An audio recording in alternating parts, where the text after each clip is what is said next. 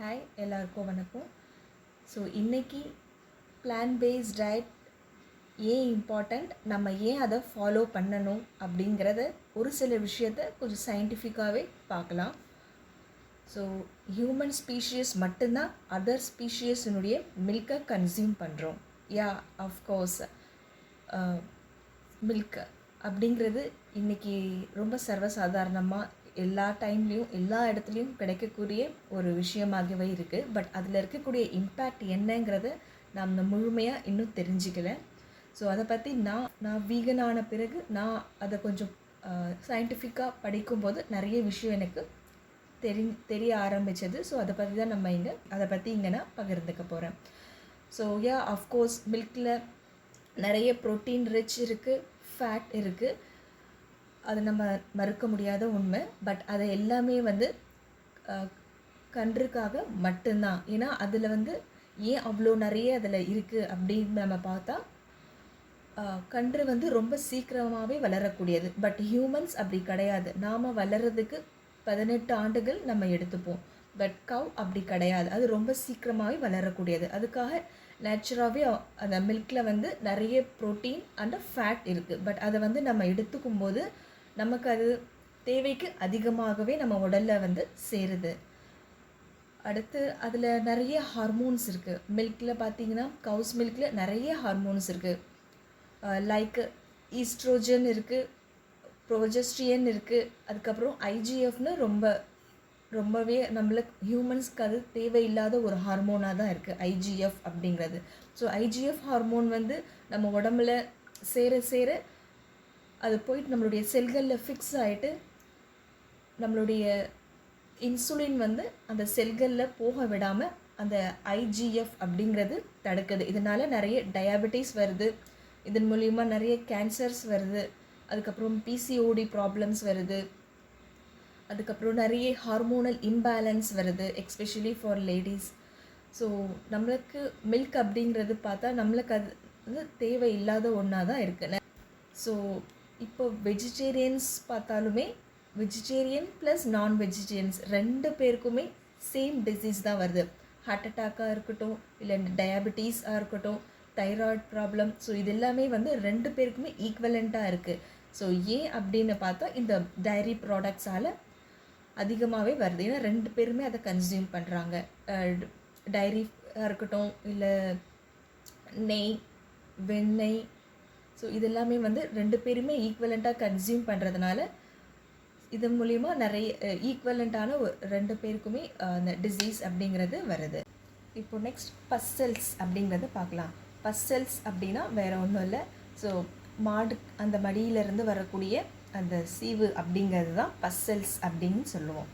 So அது நம்மளுடைய பாலில் இருக்குது அப்படிங்கிறத நம்மளுடைய இந்த நார்மல் இந்த ஐஸால் பார்க்க முடியாது.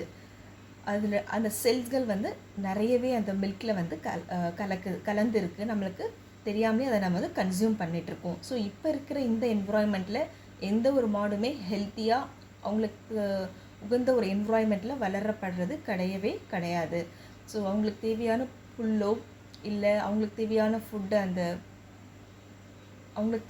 ஃபுட்டோ நம்ம கொடுக்கறதுங்கிறது ரொம்பவே கம்மி தான். அந்த வகையில் பார்க்க போனால் நம்ம ஒரு ஹைஜீனாகவே ஒரு மாடுகளை வளர்க்குறது கிடையாது. ஸோ அவங்களுக்கு என்ன எஃபெக்ட் ஆகிருக்கு அப்படிங்கிறது அதெல்லாம் நம்ம பார்க்குறது கிடையாது. நம்ம ஓல்டன் டேஸில் நம்ம கைகளை யூஸ் பண்ணி தான் மாட்டோடைய அந்த பாலை கறப்போம். பட் இப்போ அப்படி இல்லை. எல்லாருமே அந்த மிஷின்ஸ் வச்சு யூஸ் பண்ணுறதுனால அதுக்கு பஸ் அப்படிங்கிறது அந்த பாலில் கலக்குது அப்படிங்கிறது நம்ம ஐடென்டிஃபை பண்ணுறது கிடையாது. ஸோ இந்த வகையில் யூஎஸில் பார்த்திங்கன்னா 1 லிட்டரில் 750 மில்லியன்ஸ் ஆஃப் பஸ்ஸல்ஸ் இருக்குது அப்படிங்கிறத அவங்க அதை அலோவ் பண்ணுறாங்க. நெக்ஸ்ட்டு யூரோப்பில் பார்த்திங்கன்னா 400 மில்லியன்ஸ் ஆஃப் பஸ்ஸல்ஸ் இருக்குது.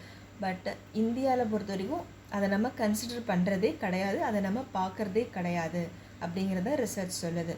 ஸோ அதில் எவ்வளோ பஸ்ஸல்ஸ் இருக்குது, எவ்வளோ இருக்கணும் அப்படிங்கிறது நம்ம ஒரு வாட்டி கூட அதை நம்ம ஐடென்டிஃபை பண்ணாமலே நம்ம டெய்லி கன்சியூம் பண்ணிகிட்ருக்கோம். நம்ம யூஸ் பண்ணுற ஒவ்வொரு பால் பாக்கெட்டாக இருந்தாலுமே சரி, இல்லை நீங்கள் நார்மல் பக்கத்து வீட்டில் இல்லை உங்களுக்கு தெரிஞ்சவங்க மாடு வளர்க்குறாங்க, ஸோ அவங்க மூலிமா நீங்கள் வாங்குறதா இருந்தாலுமே சரி, ஸோ 2துலேயுமே இந்த பஸ்ஸல்ஸ் அப்படிங்கிறது நிறையவே இருக்குது. இது வந்து நம்மளுடைய ஹார்மோனல் இம்பேலன்ஸை அஃபெக்ட் பண்ணுது, டயபெட்டிஸ்க்கு வழிவகுக்குது, தேவையில்லாத கேன்சர் செல்ஸை வந்து உருவாக்கவே. இப்போது நெக்ஸ்ட் வந்து ஆன்டிபயோட்டிக்ஸ். ஸோ ஆன்டிபயோட்டிக்ஸ் அப்படிங்கிறது அவங்களுக்கு மாடுகளுக்கு வந்து இன்ஜெக்ஷன் மூலிமா வந்து செலுத்துகிறாங்க. ஸோ அது வந்து அவங்களுடைய பாடியில் அது கலந்து அது ரத்தத்தில் சேர்ந்து நெக்ஸ்ட்டு நம்ம அதை பாலாக எடுத்துக்கும் போது அந்த தேவையில்லாத ஆன்டிபயோட்டிக்ஸ் நம்ம உடம்புலையும் வந்து சேருது. இது மூலிமா நிறைய இம்பேக்ட் நம்மளுக்கு வர்றதுக்கான வாய்ப்புகள் அதிகமாகவே இருக்குது. Next urea. ஸோ அவங்களுடைய அந்த ஃபுட்டில் வந்து நிறைய யூரியாஸ், அந்த பெஸ்டிசைட்ஸ் எல்லாமே வந்து சேர்த்து தான் அவங்களுக்கு அந்த ஃபுட்டில் வழங்கப்படுது. அதில் வந்து நிறைய டிட்டர்ஜென்ட் கலக்கிறாங்க, நிறைய கெமிக்கல்ஸ் வந்து அவங்களுக்கு கலந்து தான் அந்த ஃபுட் அப்படிங்கிறது அதில் அவங்களுக்கு கொடுக்கப்படுது. பிளாஸ்டிக் கவ் டாக்குமெண்ட்ரியில் மாடை வந்து அதனுடைய வயிற்றுலேருந்து ஆப்ரேட் பண்ணியே காட்டுவாங்க. ஸோ 80 கிலோ பிளாஸ்டிக்ஸை வந்து அது சாப்பிட்ருக்கும். ஏன்னா அதுக்கு வேறு வழி இல்லை, அதுக்கு தேவையான ஃபுட்டு வந்து கொடுக்கறது கிடையாது, அது அப்படியே ரோட்டில் மேய விட்டுடுறாங்க. ஸோ அதுக்கு உண்மையான ஒரு ஹெல்த்தியான ஃபுட் கிடைக்காதனால அதுக்கு என்ன கிடைக்குதோ அதை மட்டும் பிளாஸ்டிக்ஸை வந்து நிறைய அதை கன்சியூம் பண்ணிவிட்டு அதையே 80 கிலோ பிளாஸ்டிக்ஸை அதை வந்து கேரி பண்ணிவிட்டு அது ரோட்டில் நடந்துகிட்ருக்கு. பட் நம்ம என்ன ஃபீல் பண்ணுவோம், அது ஹெல்த்தியாக இருக்குது, குண்டாக இருக்குது, இல்லைனா அது ப்ரெக்னெண்ட்டாக இருக்குது அப்படிங்கிறத நாம் நினச்சிப்போம். பட் அப்படி கிடையவே கிடையாது. அது பிளாஸ்டிக்ஸை சாப்பிட்றதுனால அதோட வயிற்றுக்குள்ளே ஒரு பகுதியிலே போய் சேர்ந்து 80 கிலோ பிளாஸ்டிக்ஸை வந்து அது வயிற்றுலேருந்து வெளியே எடுப்பாங்க. அது மட்டும் இல்லாமல் இப்போது நிறைய ரீசெண்டாக நிறையவே இப்போ நம்மளால் பார்க்க முடியும். ஸோ மாடுகளுக்கு நடக்கிற அந்த வன்கொடுமைகள். ஸோ அதை ஃபோர்ஸ்ஃபுல்லாக நம்ம ப்ரெக்னென்ட் பண்ணுறோம், தேவையில்லாமல் நிறைய அந்த மாடு பாப்புலேஷன்ஸ் அப்படிங்கிறத நம்ம க்ரியேட் பண்ணுறோம். அவங்களுக்கு தேவையான ஃபுட்டு அந்த இடத்துல அவங்களுக்கு கிடைக்கிறது கிடையாது. கன்றுக்கு வந்து ஒரு 5 மினிட்ஸ் இல்லை 10 மினிட்ஸ் மட்டும்தான் நம்ம அதை பாலை வந்து குடிக்கிறதுக்கு அலோவ் பண்ணுறோம். அதுவும் எக்ஸ்பெஷலி ஃபீமேல் கவ்வாக இருந்தால் மட்டும்தான்.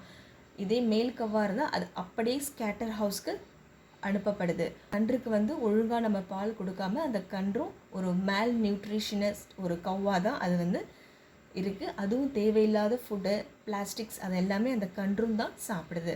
நம்மளுடைய டேபிளில் கிளாஸ் ஆஃப் மில்க் இல்லை பன்னீர், கீ, பட்டர் இதெல்லாம் நம்மளுடைய ஃபுட்டில் வேணும் அப்படிங்கிறதுக்காக நிறையவே வன்கொடுமைகள் வந்து அது மாடுகள் ரொம்பவே சஃபர் ஆகுதுன்னு சொல்லலாம். ஸோ நெக்ஸ்ட் பார்த்தீங்க அப்படின்னா நானாகவே போய் கேட்டது, என்னுடைய இந்த சரௌண்டிங்கில் இருக்கக்கூடிய ஒரு மாடு வளர்க்குற அந்த ஒரு நபர்கிட்ட நான் கேட்டது. ஸோ நீங்கள் இந்த மாட்டுக்கு எந்த மாதிரியான ஃபுட்டு கொடுப்பீங்க அப்படின்னு கேட்டேன். ஸோ அவங்க வந்து இங்கே பக்கத்தில் ஏர்போர்ட் இருக்கிறதுனால அங்கேருந்து அவங்களுக்கு நிறைய ஃபுட்டு வரும். அதில் இருக்கிற லெஃப்ட் ஓவர் ஃபுட்ஸ், அதில் ஊசி போன ஃபுட்டு, ஸோ ரொம்பவே ஒரு டிஸ்கஸ்டிங்கான ஒரு ஃபுட்டு தான் அவங்களுக்கு வந்து கொடுக்கப்படுது. நானே அது கண்ணால் பார்த்தேன். அதுக்கப்புறம் நான் அவர்கிட்ட கேட்ட கேள்வி வந்து, ஸோ இந்த மாடை வந்து நீங்கள் ஒரு வயசான பிறகு என்ன பண்ணுவீங்க அப்படின்னா, அவர் ரொம்ப ஈஸியாகவே சொல்லிட்டார். இதை வந்து நான் கடைசியாக ஸ்கேட்டர் ஹவுஸ்க்கு தான் நான் கொடுப்பேன். ஸோ கசாப்பு கடைக்கு தான் ஒரு குறிப்பிட்ட அமௌண்ட்டுக்காக நான் கடைசியில் அதை விற்றுடுவேன் அப்படின்னு சொல்கிறாங்க. ஸோ இதில் நீங்கள் மேல் கவ் பிறந்தா, பேபி கவ் பிறந்தா நீங்கள் என்ன பண்ணுவீங்க அப்படின்னு கேட்டதுக்கு, கொஞ்ச நாள் வச்சுப்போம். ஸோ அதுக்கப்புறம் அதை வந்து நாங்கள் அது தேவையில்லை, எங்களால் ஃபுட்டு கொடுக்க முடியாது அப்படின்ற பட்சத்தில் நாங்கள் அதை ஸ்கேட்டர் ஹவுஸ் காமிச்சிடுவோம் அப்படிங்கிறத அவரே சொன்னார். ஸோ இதெல்லாம் கேட்கும்போது ரொம்பவே கஷ்டமாக இருந்துச்சு. டைரி ப்ராடக்ட் அப்படிங்கிறது நம்மளுக்கு உகந்தது அல்ல. ஸோ எவ்வளோ தான் பெரிய பெரிய நிறுவனங்கள் அட்வர்டைஸ்மெண்ட் மூலிமா நம்மளுடைய கண்களை மறைத்தாலும் நம்மளால் சிந்திச்சு நிச்சயமாக நம்ம டைரி ப்ராடக்ட் அப்படிங்கிறது இல்லாமல் நம்மளால் பிளான் பேஸ்ட் டயட்லேயே நம்மளால் எல்லா ப்ரோட்டீன்ஸ் அண்ட் ஃபேட்ஸை எடுத்துக்க முடியும், நம்மளால் சிந்திச்சு வாழ முடியும். ஸோ உயிர் இரக்கமே கடவுள் வழிபாடு அப்படிங்கிறத உணர்ந்து எந்த ஒரு ஸ்பீஷியஸுமே நம்மளால் இயன்ற அளவுக்கு துன்புறுத்தாமல் வாழ முடியும், ஆரோக்கியமான வாழ்க்கையும் நம்மளால் அமைச்சிக்க முடியும் அப்படிங்கிறத நம்ம சிந்திச்சு நமக்குள்ளே இருந்தே ஒரு மாற்றத்தை கொண்டு வருவோம், ஒளியுகமாக மாற்றுவோம். நன்றி.